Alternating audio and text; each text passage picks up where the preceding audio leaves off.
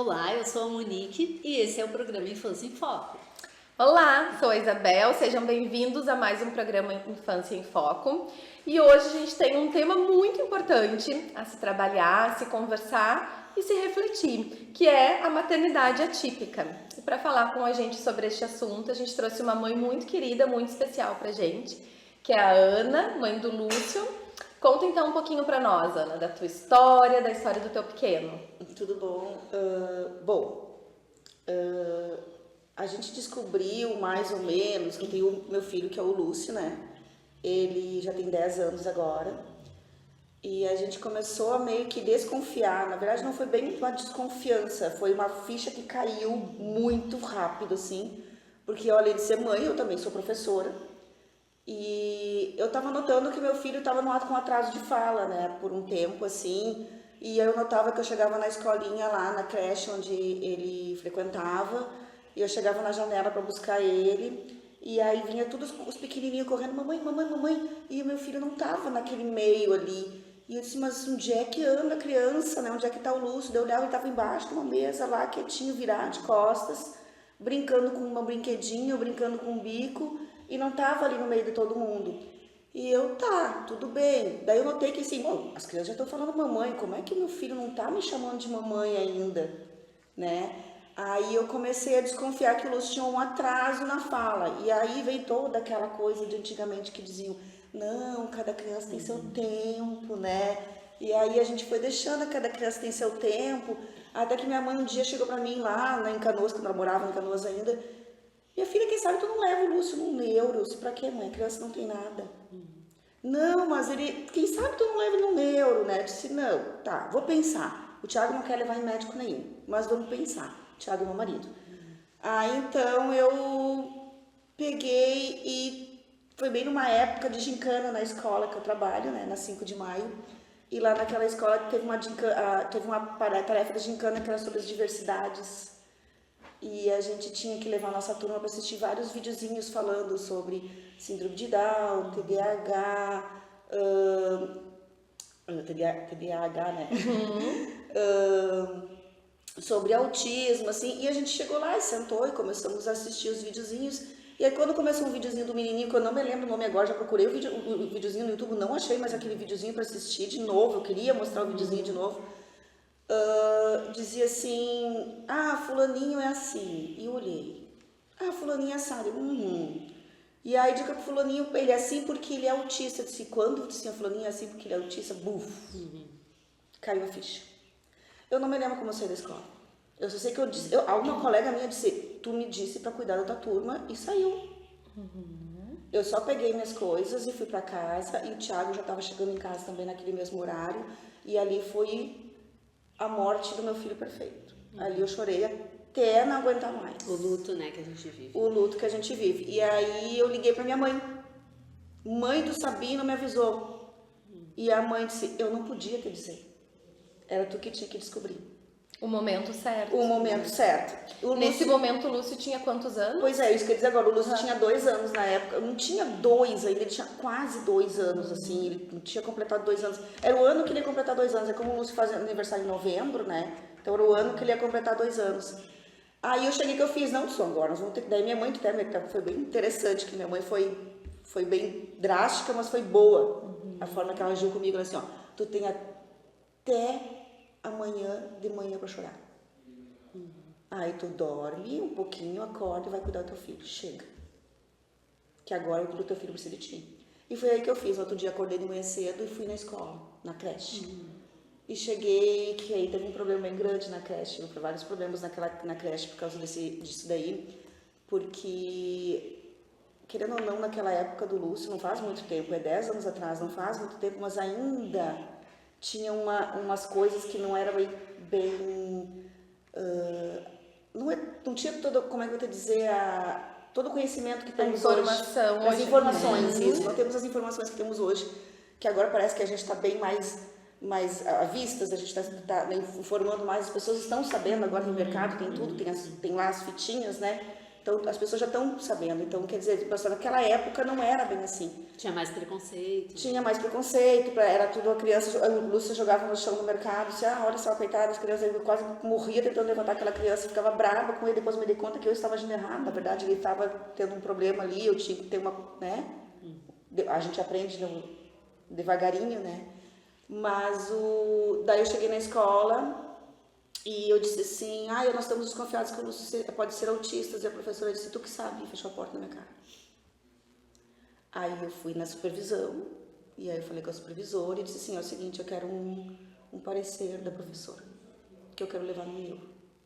E assim a gente começou toda a nossa caminhada, a gente foi em neuro, a gente foi em foniatra, eu nem sabia que existia foniatra, existe foniatra maravilhoso, fez vários testes com o Lúcio, e descobri que o Lúcio não tinha problema nenhum de fala. Aí a gente levou ele num otorrino, lá em especialista também em crianças com autismo e com crianças, né, em si. Que aí ela fez exames e descobriu que o Lúcio não escutava direito nos 2 ouvidos, por causa de uma otite interna. Daí a gente fez a cirurgia de colocar dreno, coisa, e ali o guri cedrinho, né, começou a falar. Porque antes ele não falava porque não queria falava falar, porque, não tinha interesse. eu acho que talvez ele nem se escutava comunicar. também muito. Também. Quando ele começou a escutar, ele começou a falar, e ele começou a cantar, tem um videozinho dele, cantando, que até ele canta até hoje, né?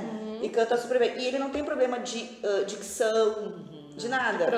De pronúncia nenhuma. Ele só fala quando ele quer. Aliás, eu noto que o Lúcio faz muita coisa só quando ele quer. Né? Porque ele é bem inteligente para muita coisa. Né? Agora, vai fazer o que só quando ele quer as coisas, né? Mas foi assim, mais ou menos, que eu descobri, né? Foi uma corrida. E vocês começaram cedo, né? Se a gente for parar para pensar, assim, um pouquinho antes dos 2 anos, Sim. Né? Então, foi uma descoberta que, embora tenha sido difícil, foi uma descoberta cedo. E isso é importante, porque a gente sabe que ajuda muito no E eu desenvolvimento. ainda achava que tinha sido tarde. Podia ter sido mais cedo. Porque antes, quando ele começou Porque a falar já tinha sinais, já né? tinha sinais mais cedo. E eu que não tinha me dado conta. Mas é que daí envolve muitas questões. Envolve a informação que a gente precisa ter para conseguir perceber esses sinais, a gente conseguir avaliar eles. E também aquele sentimento materno, que também cada um tem um tempo. Aí sim eu acredito que cada família tem o seu tempo. Claro que a gente sabe que nesse tempo, se a gente demora um pouquinho, a criança vai perdendo. Por mais informações que a gente tem, até eu como professora, que até li, estudei, fiz na faculdade, a gente viu sobre isso, eu não vi. Né? Eu tive que juntar outras informações assim, para cair a ficha, né? E também um pouquinho da vivência. Daqui a pouco a tua mãe fez um alerta, né? Aí tu foi observando algumas coisas. Então é uma fase que tu tinha que viver para se dar. A minha mãe desconfiou porque ela também é professora. E ela teve alunos também autistas lá na época que ninguém sabia o que era. Não era nem nome de autista. Depois que começaram a colocar, né? A chamar com um nome específico, né?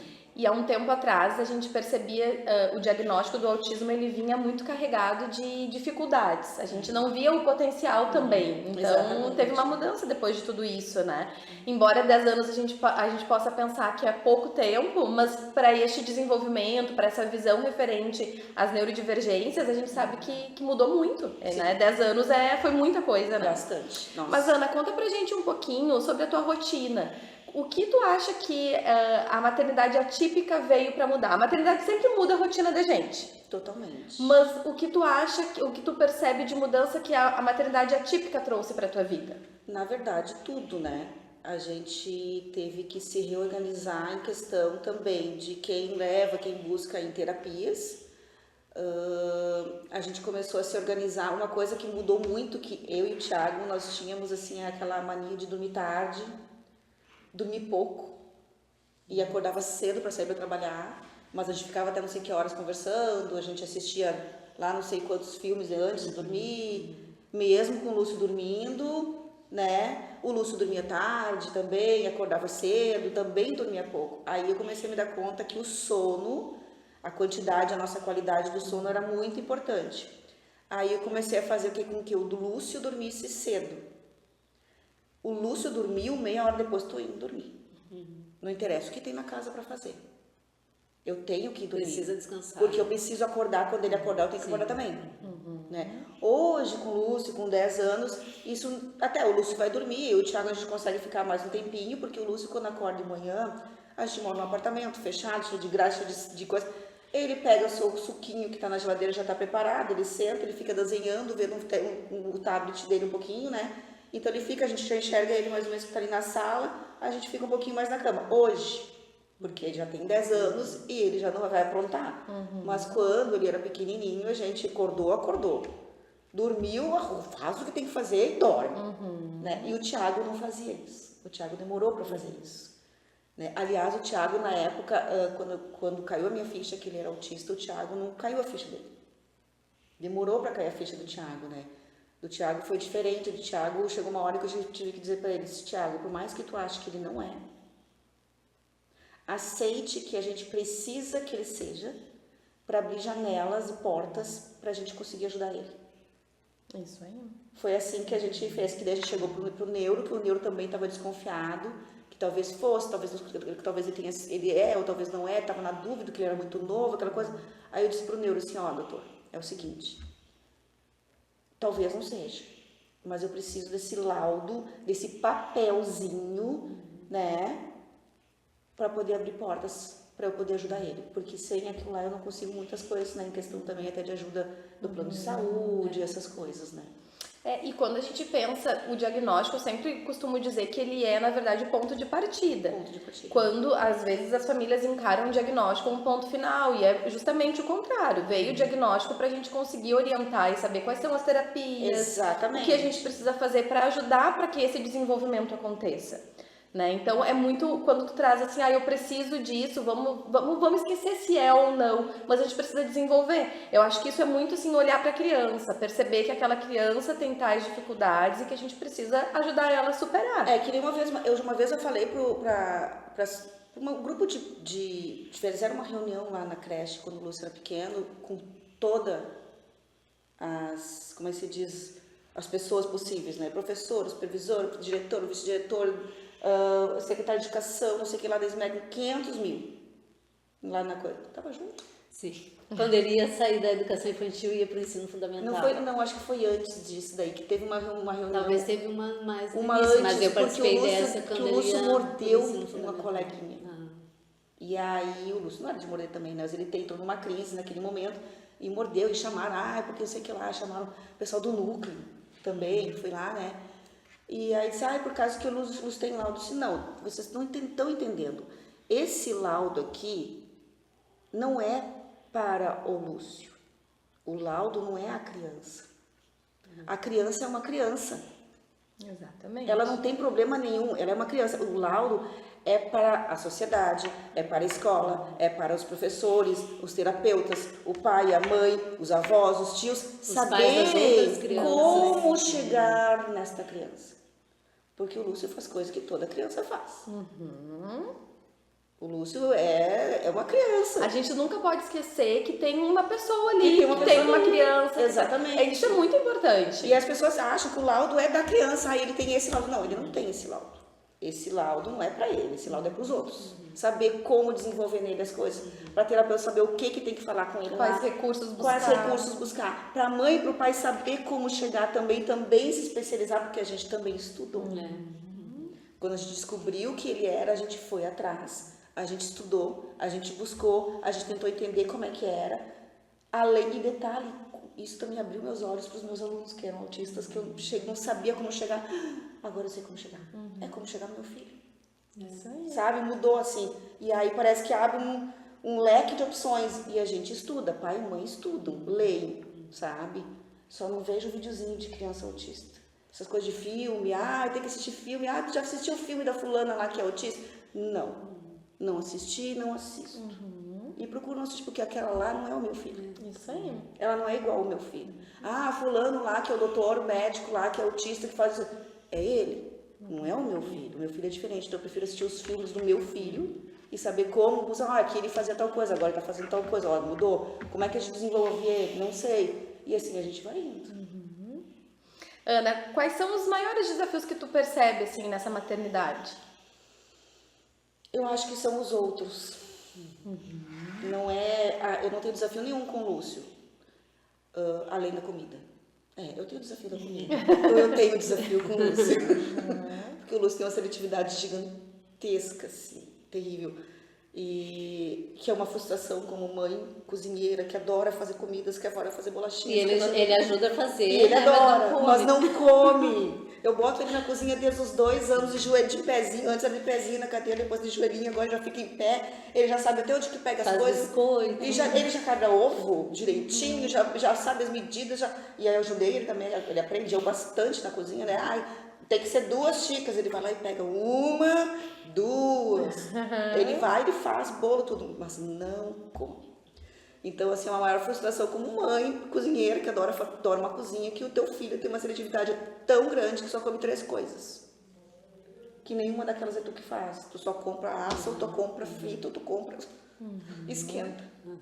E tu quer fazer pro teu filho comer, né? Então, esse é o maior desafio que eu tenho hoje com o Lúcio. Mas o desafio com os outros, porque, assim, tipo assim, ir no mercado. Agora os mercados que a gente vai, todos já conhecem ele, né? Até o segurança já sabe, ele tá lá em tal lugar. Né? Então a gente sempre procura Ele sempre... adora ir passear ele adora nos mercados, mercados, né? Desco, Açu. E sim, daí ele adora mercados, né? Assim, eu acho que pra ele mercado é aquela coisa colorida, e ele arruma as prateleiras, ele vai lá e vê como é que se diz, as marcas, depois chega em casa, desenha tudo, escreve tudo que ele vê, tudo exatamente igual como é, né?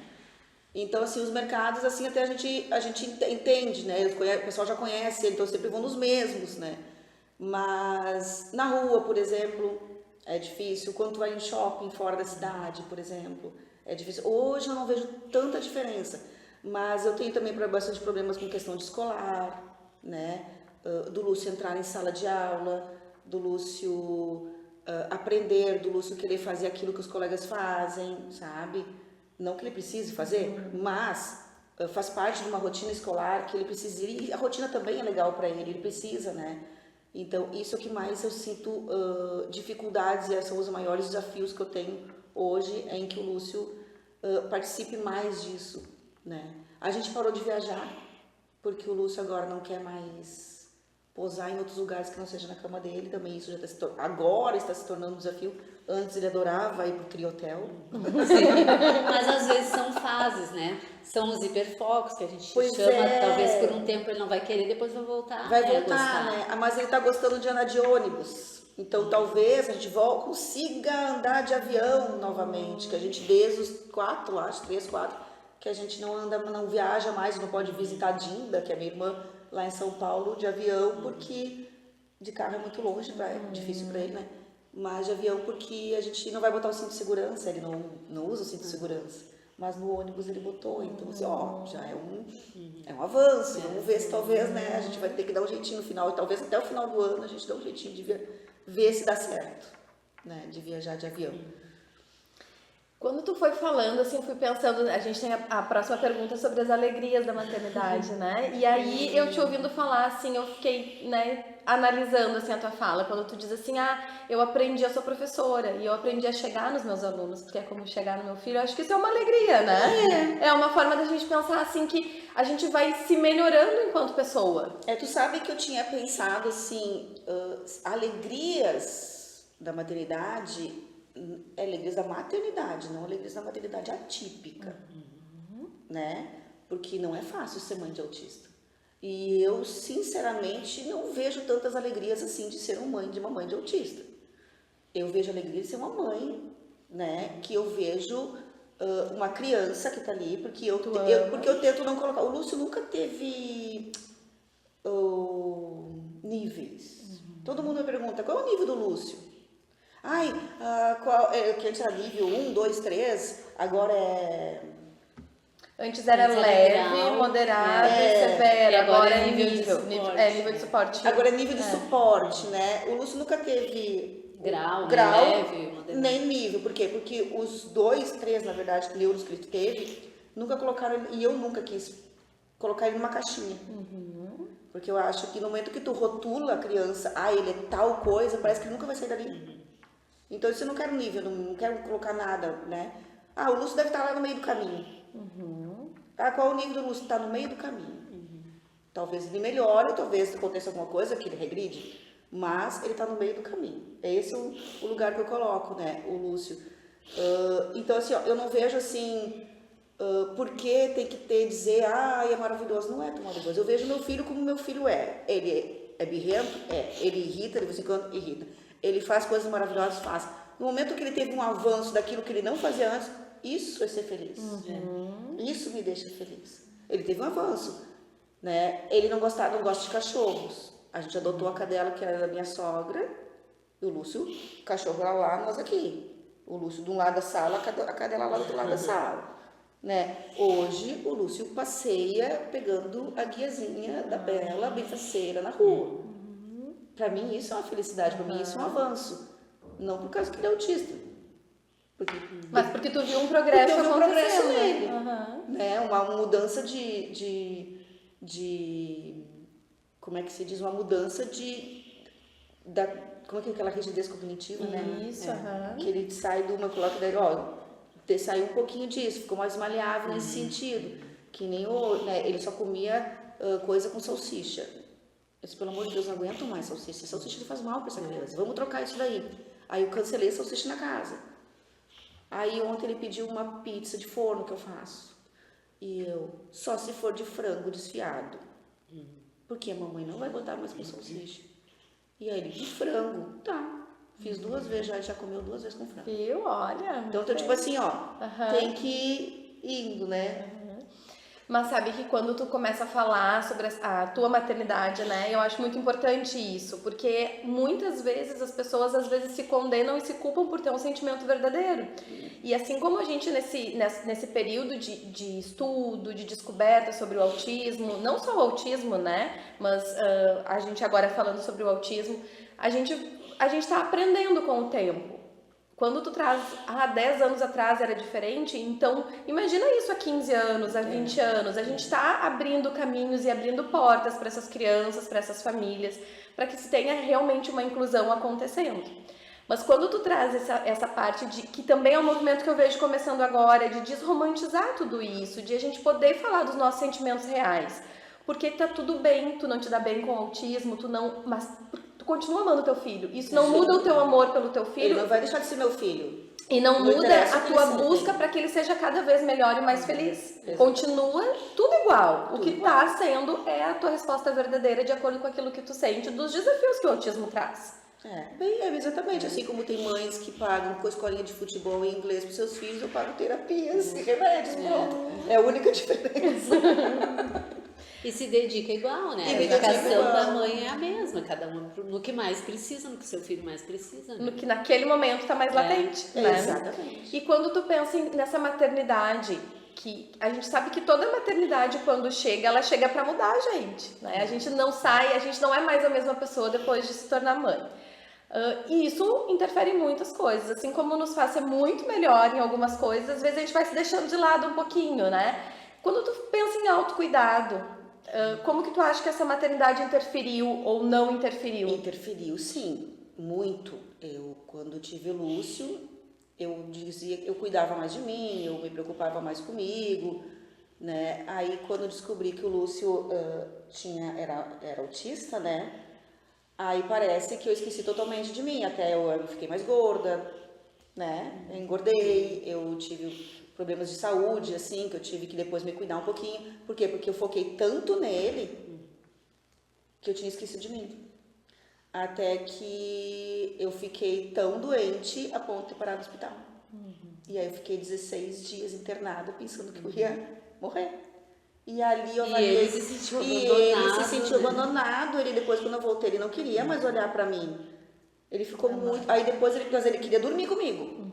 E ele dormia assim, ó, com o cabelo assim. Agarrado assim, ó, a noite inteira. Garantindo que tu não ia sair de madrugada, né? A mãe vai sumir durante a noite, fazer né? Então, eu fiquei 16 dias. Ali eu avaliei o quanto eu tinha esquecido de mim. Aí ali foi uma virada de chave na minha vida. Eu tenho que me cuidar mais, porque sem mim, aqueles 2 lá também vão ficar mal, né? Porque eles se viram feios. O Thiago não pôde mais trabalhar. Não levou mais o Lúcio na escola, só levava nas terapias, né?